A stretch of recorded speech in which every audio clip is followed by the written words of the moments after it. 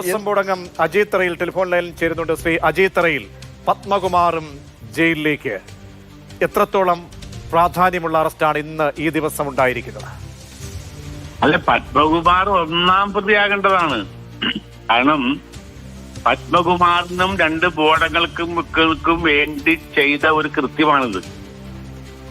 അവര് തീരുമാനിച്ച് സ്വർണം പൊതിഞ്ഞ പാളികളെ ചെമ്പ് പാളികൾ എന്ന് മിനിറ്റ്സ് എഴുതി വെച്ചുകൊണ്ട് അത് ഉണ്ണികൃഷ്ണൻ പോറ്റിക്ക് അത് കൊണ്ടുപോയി അതിലെ സ്വർണം മാറ്റിയെടുത്ത് കേവലം 50 ഗ്രാം സ്വർണം ഉപയോഗിച്ചുകൊണ്ട് ഇലക്ട്രോപ്ലേറ്റ് ചെയ്ത് തിരിച്ചു കൊണ്ടുവന്ന് വെച്ച് സ്വർണത്തിന്റെ കൊള്ള നടത്താനുള്ള അവസരം ഉണ്ടാക്കിയതും, ഈ സ്വർണം പൊതിഞ്ഞ യഥാർത്ഥ പാളികൾ ഏതോ ഒരു സ്വകാര്യ വ്യക്തികൾക്ക് കോടിക്കണക്കിന് രൂപയ്ക്ക് വിറ്റ് കാശ് വാങ്ങി അതിന് ഡ്യൂപ്ലിക്കേറ്റ് സ്വർണ്ണപ്പാളി. നിങ്ങളിപ്പോ നോക്കണം, 2017 അവിടെ ഉണ്ടായിരുന്ന സ്വർണ്ണപ്പാളി അല്ല ഇപ്പോൾ ഉള്ളത്.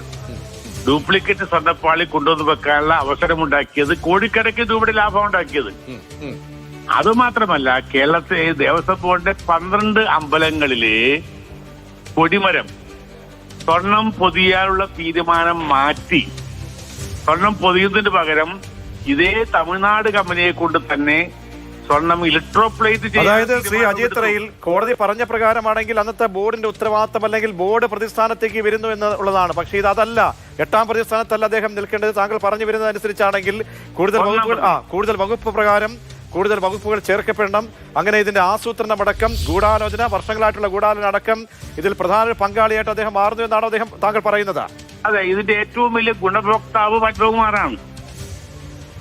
പത്മകുമാറിന് വേണ്ടിയാണ് ഇവരെല്ലാവരും ഈ കൃത്യങ്ങൾ നിർവഹിച്ചത്. അതുകൊണ്ട് 1ാം പ്രതി പത്മകുമാർ ആവേണ്ടതാണ്. നേരത്തെ അതിനെ അറസ്റ്റ് ചെയ്യേണ്ടതാണ്. ഇത് രാഷ്ട്രീയ സമ്മർദ്ദങ്ങളുടെ പേരിലാണ് ഇത്രയും ദിവസത്തേക്ക് വൈകിയത് എന്ന പരാതിയാണ് എനിക്കുള്ളത്.